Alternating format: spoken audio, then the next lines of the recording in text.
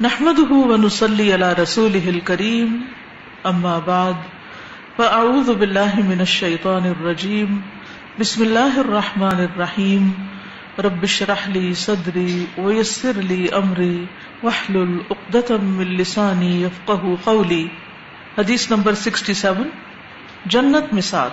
عن عبد الله عن النبي صلی اللہ علیہ وسلم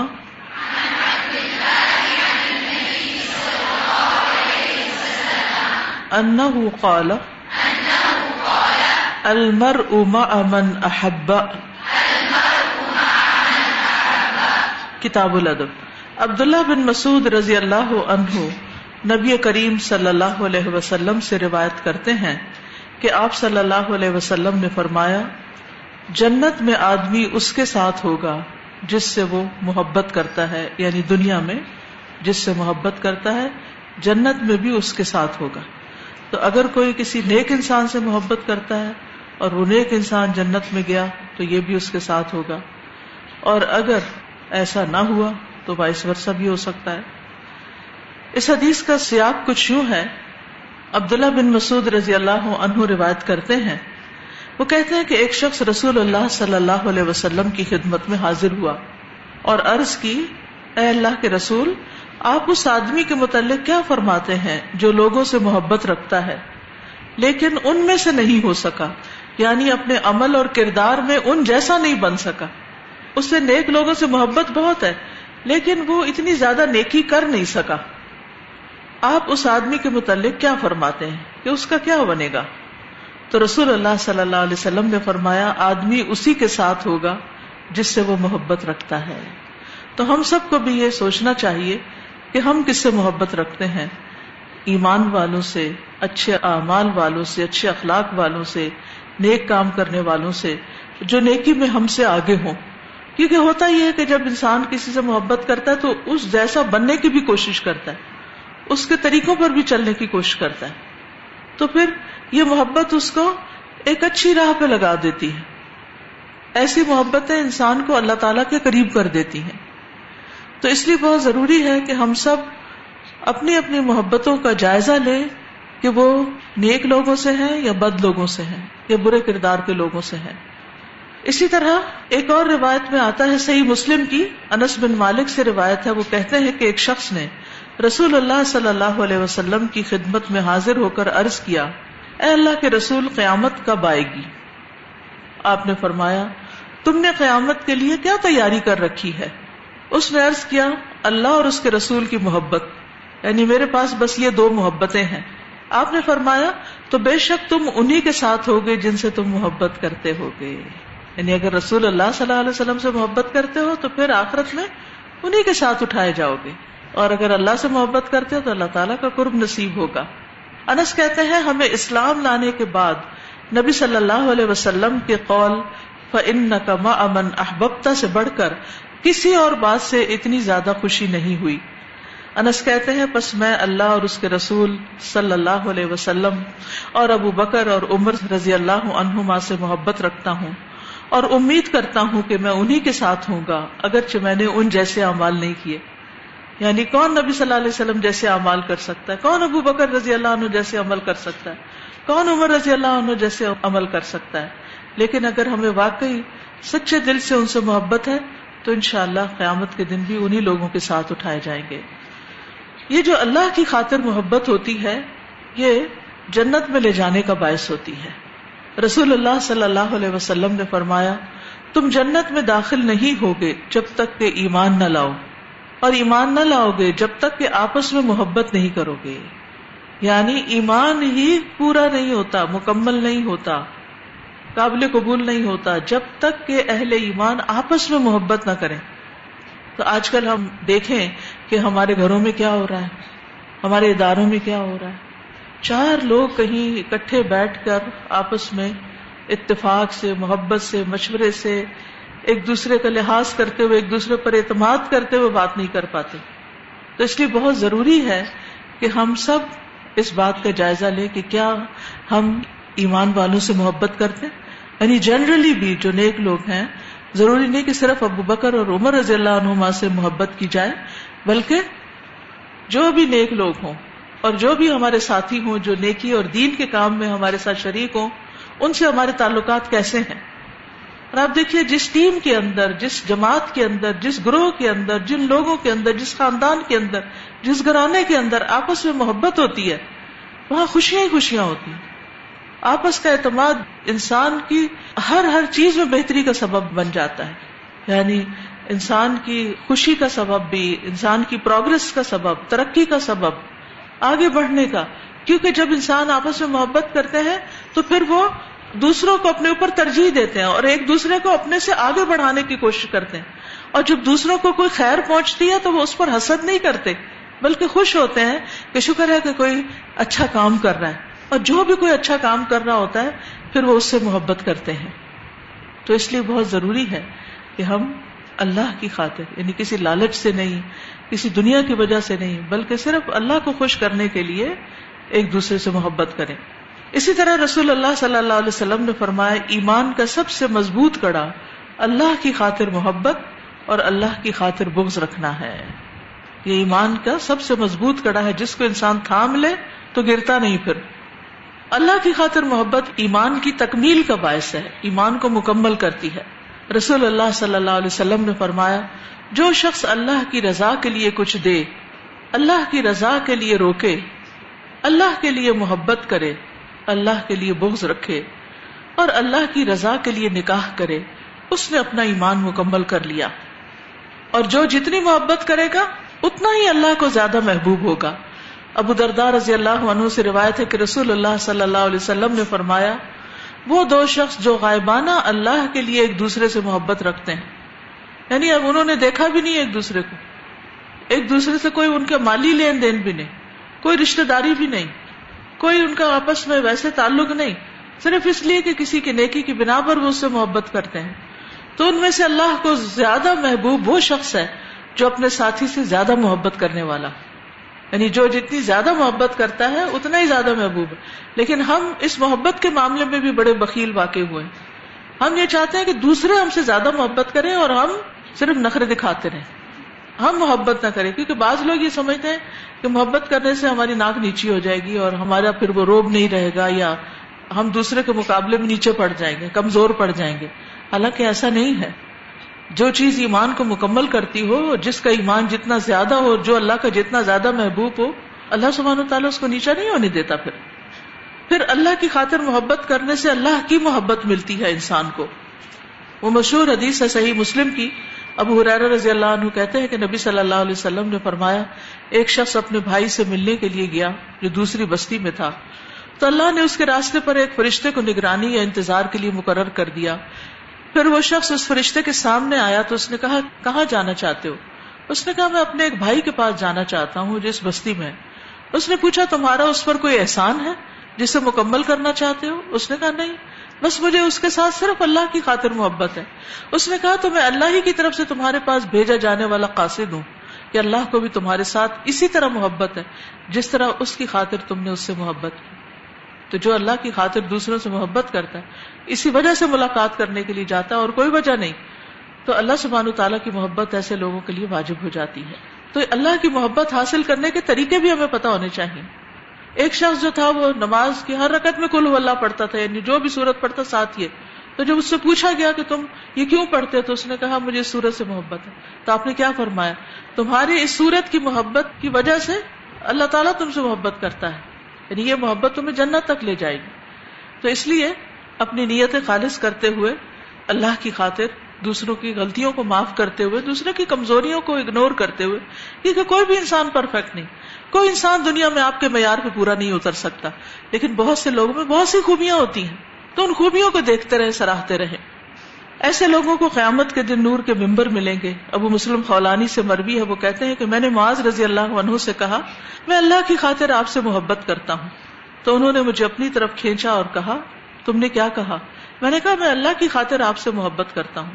انہوں نے کہا کہ میں نے رسول اللہ صلی اللہ علیہ وسلم کو فرماتے ہوئے سنا، آپ اپنے رب سے روایت کرتے ہیں کہ اللہ کی خاطر محبت کرنے والے نور کے ممبروں پر رونق افروز ہوں گے. یہ قیامت کا دن ہے جب آپا دھاپی ہوگی، نفسا نفسی ہوگی، ہر شخص پریشان ہوگا اور انتہائی مشکل وقت ہوگا. تو وہ لوگ عزت کے ساتھ بٹھائے جائیں گے. عرش کے سائے تلے ہوں گے جس دن اس سائے کے علاوہ کوئی سایہ بھی نہیں ہوگا، تو ان لوگوں کو سایہ نصیب ہو جائے گا. کہتے ہیں وہاں سے نکل کے میں عبادہ بن صامت کے پاس آیا اور معاذ بن جبل والی حدیث بیان کی. تو انہوں نے کہا میں نے رسول اللہ صلی اللہ علیہ وسلم کو اپنے رب عز و جل سے روایت کرتے ہوئے سنا ہے، میری محبت ان لوگوں کے لیے واجب ہو گئی جو میری وجہ سے ایک دوسرے سے محبت کرتے ہیں. میری محبت ان لوگوں کے لیے طے شدہ ہے جو میری وجہ سے ایک دوسرے پر خرچ کرتے ہیں. میری محبت ان لوگوں کے لیے طے شدہ ہے جو میری وجہ سے ایک دوسرے سے ملاقات کرتے ہیں اور اللہ کی خاطر محبت کرنے والے نور کے ممبروں پر ہوں گے، عرش کے سائے تلے ہوں گے جس دن اس کے سائے کے سوا کوئی سایہ نہ ہوگا. تو اس طرح یہ حدیث دوسرے صحابی سے بھی ریکنفرم ہو گئی. تو اس لیے ہمیں ان احادیث پر غور کرنا چاہیے اور اپنے طرز عمل کا جائزہ لینا چاہیے. شیطان ہمیشہ ہمارے دلوں میں بدگمانیاں ڈالتا ہے، دوسروں کے بارے میں وسوسے ڈالتا ہے اور کسی کے بارے میں بھی دل صاف نہیں رہنے دیتا اور محبتوں سے محروم کر کے دنیا کی خوشیاں بھی ختم کر دیتا ہے. اور آخرت کی یہ سعادت کیسے حاصل ہوگی جب دنیا میں یہ چیز نصیب ہی نہیں ہوئی. تو اللہ تعالیٰ ہمیں اس کی توفیق عطا فرمایا. استاذہ آج بھی جو لوگ اچھے کام کرتے ہیں وہ بہت محنت کر کے کام کرتے ہیں، اور یہ کتنا آسان طریقہ ہے کہ آپ وہ سارا اجر پا لیں صرف ان سے محبت کر کے، صبح کا اٹھنا، وہ ساری برکتیں اور مشقت کر کے اعمال کرنا. لیکن ہم جو اچھے کام کر رہے ہوتے ہیں ان کے لیے بعض اوقات جو ہے وہ بجائے محبت کرنے کے الٹا بغض رکھتے ہیں، بدگمانی کرتے ہیں، ان کا مذاق اڑاتے ہیں، تنقید کرتے ہیں. جی سازا نیک لوگوں کی محبت ہر نبی نے بھی مانگی، یعنی انبیاء سے بڑا تو کسی کا رتبہ نہیں، لیکن انہوں نے بھی مانگی. الحقنی بالصالحین. استاذ جی جو ہماری اللہ کے لیے محبت ہوتی ہے کسی سے، اس سے ایک اتنی لذت بھی ملتی ہے انسان کو، اور ایک ایسا خوشی اور اطمینان ملتا ہے، اور جو کام وہ کر رہا ہوتا ہے اس کے اندر اس کو اتنا ایک طرح سے لطف بھی آتا ہے اور برکت محسوس ہوتی ہے جو اس کے بغیر ہو ہی نہیں سکتی. بالکل. استاذہ دیکھا جائے تو محبت جو ہے نا وہ ایک دلچسپی ہے، آپ کا انٹرسٹ کس چیز میں ہے. جس طرح قرآن میں بھی آتا ہے کہ زانی جو ہے وہ نہیں نکاح کرتا مگر زانیہ سے ہی، اس کی دلچسپیاں اس کے ساتھ ہیں. تو جس سے محبت اسی سے ہوتی ہے کہ آپ کی دلچسپیاں اس کے ساتھ ہوتی ہیں. السلام علیکم. Those who love for the sake of Allah have no expectations from each other and therefore they have no disappointments. Whenever they meet happily, whether it's even after a long gap. السلام علیکم. محبت جو ہے وہ میں نے فیل کیا کہ آپ کو اتنا کانفیڈینس دیتی ہے کہ آپ کو لگتا ہے کہ پوری ایک جماعت آپ کے ساتھ ہوتی ہے. جب آپ اللہ کی خاطر کسی سے محبت کرتے ہو تو ایک آپ اسٹرانگ فیل کرتے ہیں. اللہ تعالیٰ کی خاطر جو محبت ہے وہ سکون، اطمینان، خوشی کے ساتھ نیکیوں میں بھی آگے بڑھاتی ہے. اس طرح کہ جیسے آپ جب کلاس لے رہی ہوتی ہیں تو اتنی خوشی ہوتی ہے لائف، لیکن جو ہی اچانک یہ خبر آتی ہے کہ استاذہ چلی گئی ہیں تو ایک دم شدید دکھ ہوتا ہے. لیکن پھر یہ حدیث کے نہیں، وہ جہاں بھی ہوئی ہم نے بھی نیکی پہ قائم رہنا ہے، اور پھر اگر اسی طرح ساری عمر نیکیوں پہ قائم رہے تو انشاءاللہ یہ ساتھ اور یہ خوشی جنت میں بھی نصیب ہوگی. اللہ تعالیٰ ہم سب کو عرش کے سائے تلے اکٹھا کرے. کیونکہ حشر کے دن کا سب کو خوف آتا ہے نا، قیامت کے دن کا خوف آتا ہے نا، کتنی پریشانی لگتی ہے. اللہ پتہ نہیں اعمال نامہ کس ہاتھ میں ہوگا. مجھے تو یہ ڈر لگتا ہے کہ جو کچھ کرتے رہے ہیں اگر اس میں ریاکاری یا کوئی ایسی چیز شامل ہوئی اور وہ نظر ہی نہ آئی وہ نیکی، وہاں تو بنے گا کیا. کئی طرح کے خوف آتے ہیں نا. لیکن انشاءاللہ اگر اللہ تعالیٰ سے محبت ہوئی، اللہ کے نبی سے، انبیاء، صلحاء، صحابہ سے، نیک لوگوں سے، تو انشاءاللہ یہ بھی قیامت کے دن فائدہ دینے والی ہے. تو ذرا سا نا خوف کم ہو جاتا ہے، ذرا ایک اور خوشی آنے لگتی ہے کہ اچھا جب سنتے سورج قریب ہوگا تو وہ پھر پریشانی ہوتی ہے اور پسینے میں ہر کوئی ڈوبا ہوا ہوگا. تو آج کل کا پسینہ جو ہے اس سے جتنی بیزاری ہوتی ہے بندے کو، تو حشر کا تو دن ہی اتنا طویل ہے تو کیا بنے گا. لیکن ایسی حدیثیں پڑھ کے دل خوش ہو جاتا ہے. اللہ سبحانہ وتعالی ہمیں ایسے لوگوں میں شامل کر لے. حدیث نمبر 68، تحفہ واپس لینا. ان ابن عباس رضی اللہ عنہما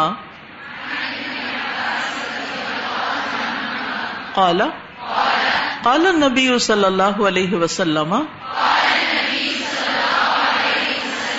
العائد فی ہبتہ کالعائد فی قیئہ. کتاب الہبہ. ابن عباس رضی اللہ عنہما روایت کرتے ہیں نبی کریم صلی اللہ علیہ وسلم نے فرمایا، ہبہ کر کے اسے واپس لینے والا ایسا ہے جیسے کوئی اپنی قے کو چاٹنے والا ہو، یعنی الٹی کرے اور پھر خود ہی اس کو چاٹ بھی لے. کتنا قریب فعل ہے. یعنی انسان کسی کو کوئی چیز عطیہ دے، اپنے کسی بچے کو یا کسی رشتہ دار کو یا کسی دوست کو، پھر اس نے یہ چیز جس کو دی ہو اس سے چیز کی واپسی کا مطالبہ کرے، تو یہ دی ہوئی چیز کو واپس مانگ لینا ہے. یہ ہے اس حدیث کا مطلب کہ جو دیا کہ مجھے واپس دو. اگر کوئی خود واپس کرتا ہے تو اس کی مرضی. جیسے بعض اوقات کیا ہوتا ہے، جیسے رشتے ہوتے ہیں، پھر رشتے ختم ہو جاتے ہیں تو اب وہ ایک دوسرے کی چیزیں واپس کرنے لگتے ہیں، کیونکہ وہ ایک بیڈ میموریز بھی ہوتی ہیں اور اس کے علاوہ بھی. تو مطالبہ پھر بھی نہیں کرنا چاہیے کہ لاؤ ہماری چیز واپس کرو. اگر کوئی خود واپس کر دیتا تو اس کی مرضی. لیکن یہاں جو مطلب ہے کہ اس کو واپس مانگنے والا، ٹھیک ہے. اور یہ صرف تحفہ ہی نہیں، ہبہ کا مطلب آپ سمجھتے نا کہ جیسے انسان اپنی زندگی میں اپنی اولاد کو کوئی چیز ایز اے گفٹ دے دیتا ہے، ہبہ کر دیتا ہے. ایک بچے کو دیتا ہے، پھر دوسرے کو دیتا ہے، پھر تیسرے کو دیتا ہے. تو پھر کوئی بچہ ایک جو ہے وہ بات نہیں مانتا، نافرمان نکل آتا ہے یا کوئی بھی وجہ ہوتی ہے، تو پھر اسے کہتا ہے کہ لاؤ میری چیز واپس کرو. تو یہ نہیں کرنا چاہیے، یہ قابل مذمت ہے. اور ایسی احادیث آئی ہیں کہ جو اس کے حرام ہونے پر دلالت کرتی ہیں. بعض علماء یہ کہتے ہیں کہ اس سے صرف والد مستثنا ہے، یعنی باپ اپنے بیٹے کو جو کچھ دیتا ہے اگر وہ واپس مانگتا ہے تو یہ اس سے استثناء ہے، اس کا وہ کر سکتا ہے. لیکن والد کے علاوہ دیگر لوگ ایسا نہیں کر سکتے. اسی طرح اللہ کے راستے میں صدقہ دے کے واپس نہیں لینا چاہیے. حضرت عمر سے روایت ہے، وہ کہتے ہیں کہ میں نے ایک دفعہ اللہ کی راہ میں ایک سواری کا گھوڑا دیا. جس شخص کے پاس وہ گھوڑا گیا اس نے اسے بیکار کر دیا.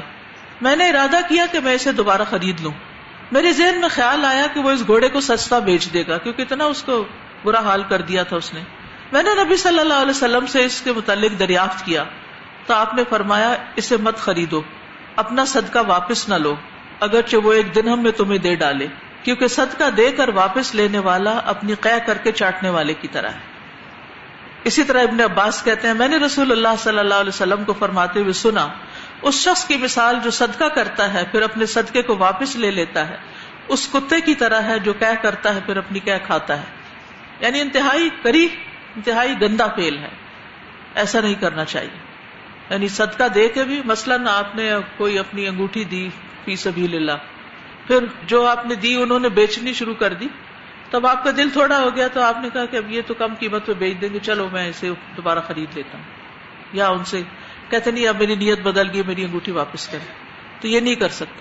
بعض اوقات لوگ ایسا کرتے بھی ہیں، پہلے خوشی سے ڈونیشن دے دیتے ہیں، پھر اس کے بعد کہتے ہیں کہ وہ اصل میں ہمارے گھر سے پریشر آ گیا ہے، وہ مانتے نہیں تو اس لیے پلیز چیز واپس کر دیں. تو یہ بھی اسی میں آتا ہے. جب آپ کسی کو کوئی چیز گفٹ کریں، کوئی چیز صدقہ کریں، پہلے سوچ سمجھ کے کریں، اور ایک دفعہ جب کر دیں تو پھر اس کے بعد اس کو واپس نہ لیں. یعنی ہم اگر لٹرلی چیز واپس نہ کریں تو احسان جو جتانا ہوتا ہے وہ کن معنوں میں آتا ہے؟ ہاں، اس سے بھی صدقہ ضائع ہو جاتا ہے. یعنی احسان جتانے سے وہ تھوڑا سا اس سے فرق ہے، اس میں وہ واپس نہیں مانگتا، صرف اس کو اذیت دیتا ہے. تو لا تبطلوا صدقاتکم بالمن والاذی، اپنے صدقات اذیت دے کے اور دکھ دے کے ضائع نہیں کرنے چاہیے. استاذہ ایک سوال ہے کہ اگر ہم صدقہ کریں لیٹ سپوز 50,000 کی اماؤنٹ اور کوئی اور بھی کرنا چاہتا ہے لیکن ہم کر چکے ہیں اور وہ جگہ ایسی ہے کہ 50 ہی چاہیے، تو اگر آپ سے یہ کوئی کہہ رہا ہے کہ 25 میری طرف سے کر لیں اور 25 آپ کی طرف سے، جو نیت کر دی، جس نیت سے دے دیا بس دے دیا. استاذہ جیسے بچوں کو ڈسپلن کرنے کے لیے کئی دفعہ ہوتا ہے نا، ہم انہیں کوئی چیز دیتے ہیں جیسے کوئی گیجٹ دلوایا اور پھر اگر وہ بات نہیں مان رہے یا اسٹڈیز پہ دھیان نہیں دے رہے تو ہم کہتے ہیں واپس لیتے ہیں ان سے کہ نہیں یہ نہیں ملے گا جب تک تم یہ نہیں کرو. تو والدین کو تو اجازت ہے نا، وہ تو ایک دھمکی، ایک سزا، یہ ڈسپلن کے لیے ہوتا ہے نا. جیسے آپ بچے کو ٹیبلٹ لے کے دیتے ہیں اور وہ پڑھنے لکھنے سے آری ہوتا ہے تو آپ کہتے ہیں ادھر لاؤ واپس، تم پڑھ نہیں رہے، تو وہ تو کر سکتے ہیں. سر جی میں یہ سوچ رہی ہوں کہ یہ مطلب کافی زیادہ جو مثال دی گئی ہے وہ بہت سخت سی ہے، اور وہی بات کہ بہت کراہت ہے اس میں. تو جیسے غیبت کی آتی ہے نا کہ اپنے مردہ بھائی کا گوشت کھا رہے، تو اسی طرح یہ بھی ہے. تو مطلب اس کی اتنی زیادہ انٹینسٹی ہے، اس کا مطلب ہے کہ ہم کسی کو بھی جو چیز دیں اور اس سے مانگے نہیں واپس نہیں لینا اس سے ہم نے. یعنی مثلاً ایسا ہوتا ہے نا کہ جیسے آپ کوئی کھانا ہے یا کچھ چھوٹی موٹی چیز ہے، آپ کسی کو آفر کرتے ہیں یہ تم کھا لو، وہ تھوڑا سا چکھتا ہے پھر چھوڑ کے چلا جاتا ہے، تو وہ چھوڑ گیا، وہ آپ کھا سکتے ہیں مثلاً، کیونکہ آپ نے مانگا نہیں، دے کے یہ نہیں کہا ادھر لاؤ واپس، نہیں.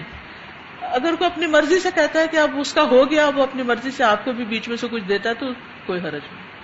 اگر کوئی تحفہ ریٹرن کر دے، کوئی بھی XYZ ریزن ہے، تو اس کو پھر ہم جیسے مرضی یوز کریں، کسی کو آگے دے دیں یا خود اپنے استعمال. جو بھی. ہاں جی. السلام علیکم استاذہ.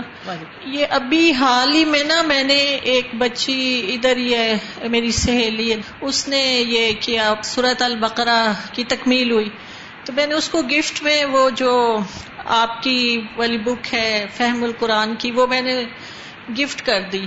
تو کچھ عرصے کے بعد مجھے احساس ہوا کہ اس کو تھوڑا سا گرامر کے اس میں پرابلم ہے تو میں نے وہ بک آپ والی بک ابھی وہ یوز نہیں کری تھی، کسی اور کو مجھے دینا تھی تو میں نے ان سے کہا کہ آپ وہ بک مجھے واپس کر دو تو دوسری والی بک میں آپ کو دے دیتی ہوں. تو پھر میں نے اس کو دوسری بک دے دی. تو یہ کیا ہے وہ پھر میں اسی کو دے دوں؟ اگر وہ اپنے دل کی خوشی سے کہتی کہ ٹھیک ہے میں جی وہ مان گئی تھی. یہ ایک ایڈجسٹمنٹ ہے، یہ پوری طرح واپس لینا نہیں ہے، یہ صرف ایک شفٹ ہے کیونکہ اس کے بدلے آپ اس کو دے تو رہے ہیں. جزاک اللہ. السلام علیکم. سادہ میں کبھی کبھار سوچتی ہوں کہ جیسے اب میں نے جنت کے ساتھ کی حدیث پڑھی تو ہم تو انبیاء کرام سے بھی پیار کرتے ہیں، صحابہ کرام سے بھی کرتے ہیں، تو ہم کن کن لوگوں کے ساتھ ہوں گے؟ کیونکہ ہم اگر کوئی نیک آدمی ہوتا ہے اس سے بھی پیار کرتے ہیں، صحابہ کرام ان سے بھی. ہمارے یہاں کانسیپٹ یہ ہے کہ جس سے آپ محبت کرتے ہیں نا اس کو اکیلے لے کے کہیں بیٹھ جائیں. یہ اس کا مطلب نہیں ہوتا. یعنی ایک وقت میں انسان بہت سارے نیک لوگوں سے محبت کرتا ہے اور کبھی کسی سے ملتا ہے، کبھی کسی سے ملتا ہے، کبھی کسی. ساتھ ہونے کا مطلب یہ کہ جنت میں چلا جائے گا. ساتھ ہونے کا مطلب یہ نہیں کہ چپک جائے گا. اور استاذہ میں دوسرا یہ پوچھنا تھا کہ اکثر ہم اپنے چھوٹے بہن بھائی کو وارن کرتے ہیں کسی چیز پہ کہ اگر آپ نے یہ حرکت کی تو میں آپ کو واپس لے لوں گی چیز، تو کیا استاذہ یہ بھی ریٹرن کرنے میں آتا ہے؟ نہیں، یہ تو اس کو سمجھانے والی بات ہے لیکن لے نہیں، دھمکی کافی. ٹھیک ہے، جزاک اللہ. سر یہ پوچھنا تھا کہ اگر انسان نے کوئی چیز الگ کی ہے کہ میں اس کو صدقہ کروں گی لیکن ضرورت کے تحت اس سے بہتر چیز صدقہ کرنے کی ضرورت پڑ گئی ہے اور اس نے بہتر کر دی، ہاں تو ٹھیک ہے، وہ تو اس کے اندر ایڈجسٹ ہو گئی. یہ جو ارشاد فرمایا گیا ہے نا کہ ان الذین آمنوا وعملوا الصالحات سیجعل لهم الرحمن ودا، تو بنیاد جو ٹھہری وہ یہی ہوئی کہ جس میں ایمان ہو اور نیک عمل کے طور پر وہ نیکی کر رہا ہو تو تب ہمیں ریگریٹس نہیں آتے، یا تب ہمیں یہ واپس لین دین کا نہیں آتا کہ جو دے دیا سو دے دیا. جیسے کہ صحابہ کرام میں دیکھیں تو جب انہوں نے آیت سنی، قرضے کی آیت سنی تو اپنے باغ تک کر دیے اور کوئی ملال نہیں آیا، نہ کبھی مڑ کے کبھی پوچھا. تو اصل بات یہ ہے کہ نیتوں کو اگر درست کیا جائے تب یہ مسئلے ختم ہوتے ہیں. بالکل.